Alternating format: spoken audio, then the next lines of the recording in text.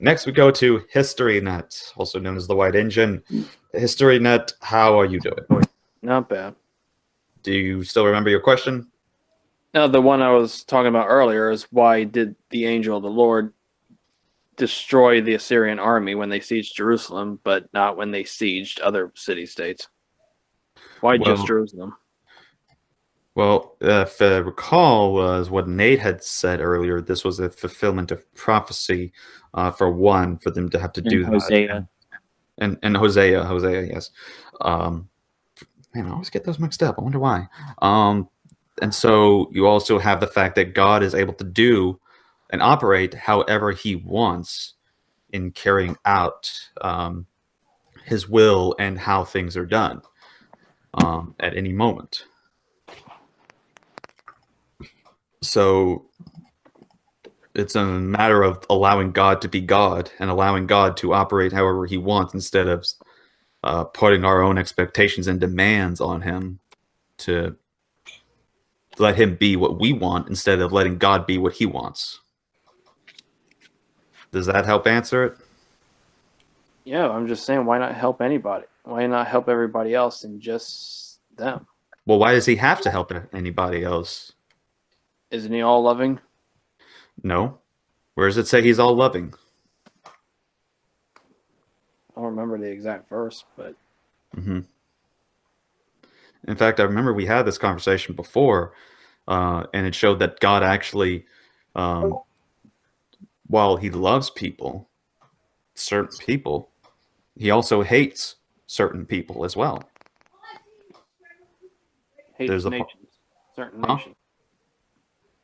Right. Not only that he hated a nation and a nation containing people, he also then hated those who are workers of iniquity. Psalm chapter 5, verse 5, meaning that those are sinners, workers of iniquity.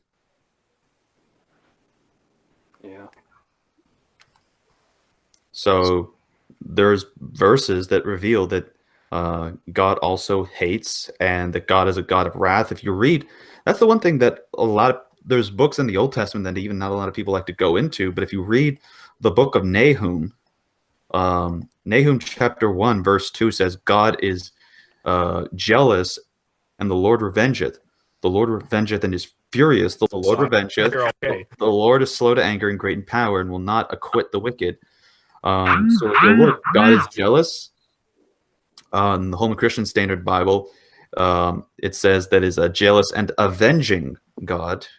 So there is passages where it says God is jealous. He is a God of wrath.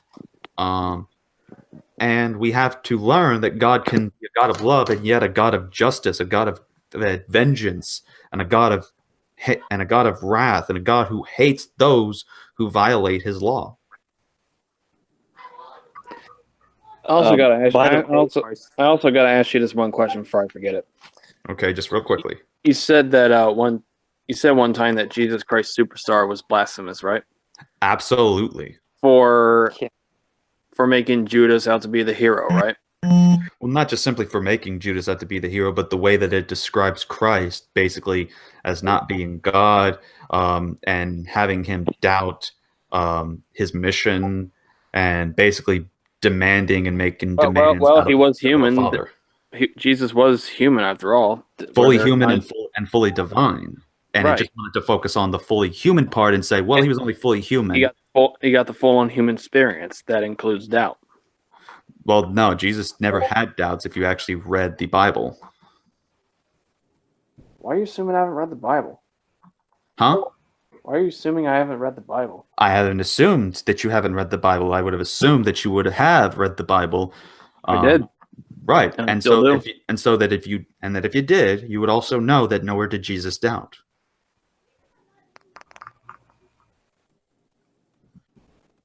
Unless you can prove otherwise that he did. My God, why have you forsaken me? That's not a doubt. That's the reading of, you know what that's from? Where is it from? It's Psalm 22. Amen. And he's basically quoting a song, and let me show you the importance of this. Psalm 22, verse 1. My God, why hast thou forsaken me? Why art thou so far from helping me and from the words of my roaring? He's basically singing the first lyrics to a famous psalm, a song of the Jews from the scriptures, and there's a real importance behind this. And this is a verse I love it. I absolutely love it when my Muslim friends go to this, because this is a messianic psalm. If you read the psalm, you will see that it talks about the crucifixion of Jesus Christ. Verse 14, I am poured out like water, and all my bones are out of joint. My heart is like wax, it is melted in the midst of the bowels. My strength is dried up like a potsherd, and my tongue cleaveth to my jaws. And thou hast brought me into the dust of death. For dogs have compassed me, the assembly of the wicked have enclosed me. They pierced my hands and my feet. I may tell all my bones. They look and stare upon me. So and even says here, verse 18, they part my garments among them and cast lots upon my vesture, which they did at the crucifixion scene. So what Jesus did was, before the people, especially the Jews that were there, was say the first lyrics to a psalm that spoke of the promise of the coming of the Messiah, of which Jesus fulfilled these, of which, if he was, the equivalent would be, like, for example, if I were to say, Amazing Grace, how sweet the sound. If I just simply say that, you know the song and the rest of the lyrics and the theme of the message, you know what I'm kind of getting at with that. So that's what Jesus is saying, is that he's basically singing those to remind people that that psalm is being fulfilled at that very moment. Hey, RC, you had me tearing up. Huh? Also, you had me tearing up. I'm so, well, that is also where I was getting at the first part of the question. Like, Judas was predetermined to betray Jesus, so wouldn't his act be a heroic one in the Calvinist worldview? No, because what he did was still a sin. It's not heroic to just simply betray somebody or commit a sin. But he was predetermined, according to your view. Right, but just because it was predetermined doesn't mean that the act itself was good. Sins themselves are predetermined in general, even in today's world, but doesn't mean that it's a good thing. It's still sin. It's still a violation against the law of God. By the way, RC, I think another reason that he quoted that was, in that moment, Hi, Simone. he became the perfect substitute by becoming sin for us. And so he felt that separation that we do as a sinner when we've sinned, and we feel that separation from God. It's not that the Trinity experienced a disruption, but that he felt that experience of becoming sin for us. Mm-hmm. I don't believe he was just speaking mere words. He was not only fulfilling the 22nd Psalm, but also experiencing what the psalmist wrote there. Because I don't believe that there have been many sermons preaching, well, God turned his back on him and this, but nothing ever says that. In Isaiah 53, it says it pleased the Lord to crush him. So why would God turn his back on the moment where the greatest part of his obedience came, where he willingly laid down his life? He felt the separation because of the sin. Mm-hmm.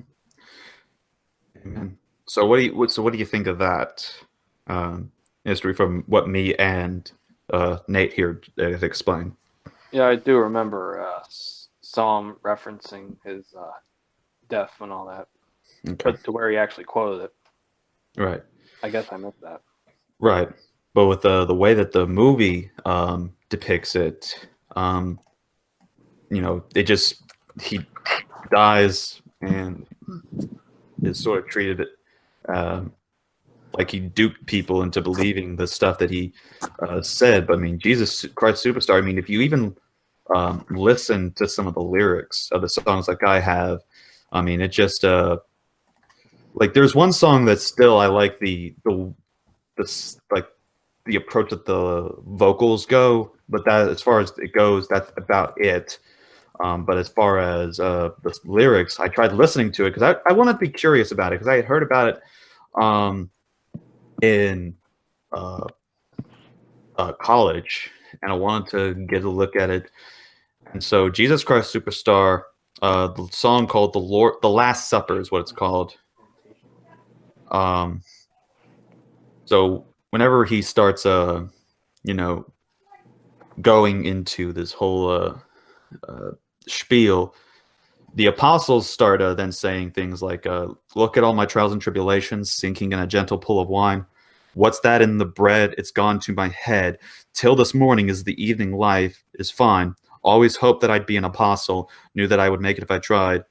Then when we retire, we can write the Gospels, so they'll all talk about us when we've died." So pretty much also saying with the first part, that the bread and the wine has kind of made them a little loony, and that the reason of the Gospels being written is just because they want to be remembered when they die, not actually writing an account about Jesus, but rather they want themselves, the apostles, to be remembered instead.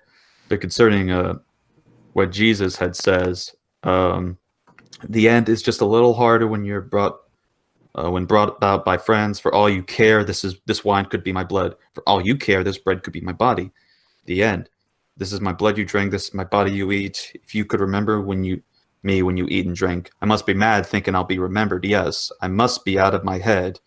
Look at your blank faces. My name will mean nothing. So that is from the musical. And so let's go to the other parts about this. So in the song, "I Don't Know How to Love Him," Mary says, "He's just a man, and I've had so many men before." So it's basically saying Jesus is nothing but a man. But even Mary, this disciple of Jesus, knew, like the others, that he was much more than that he was God manifested in the flesh. And then also depicts a very selfish Jesus, which says in the song "The Temple," "There's too many of you, there's too little of me. Go and heal yourselves." So when they asked for them to heal him, he said, "There's too many of you. I can't do that. Go heal yourselves." And in another song called "What's the Buzz," "If you knew the path we're riding, you'd understand it less than I. There's one of the things for all," and then of course, "For all you care, this wine could be my blood. For all you care, this bread could be my body." And then the song "Gethsemane," where he's talking about, the whole prayer between him and God. He said, "Then I was inspired. Now I am sad and tired." So he's basically saying, I'm no longer inspired, or can no longer, and I no longer have all knowingness. Then says, "Why should I die? Would I be more noticed than I ever was before?" And so then he says, "Take me now, God, before I change my mind." So the way that it happens is just there. And of course, as Tim Rice says, who was one of the people who composed the musical, he says, "It happens that we," referring to Andrew Lloyd Webber and him, "don't see Christ as God, but simply the right man at the right time at the right place." So they even admit that the musical does not depict Jesus Christ as God in this, and that they never saw him as God when making the musical. What do you make of Last Temptation? The Last Temptation? Uh-huh. What's that? The Last Temptation of Christ. It's a movie based on a controversial novel. Okay. Well, I haven't seen it, so I can't really make an opinion on it. Okay. All right. Oh, I mean, my phone's about to die.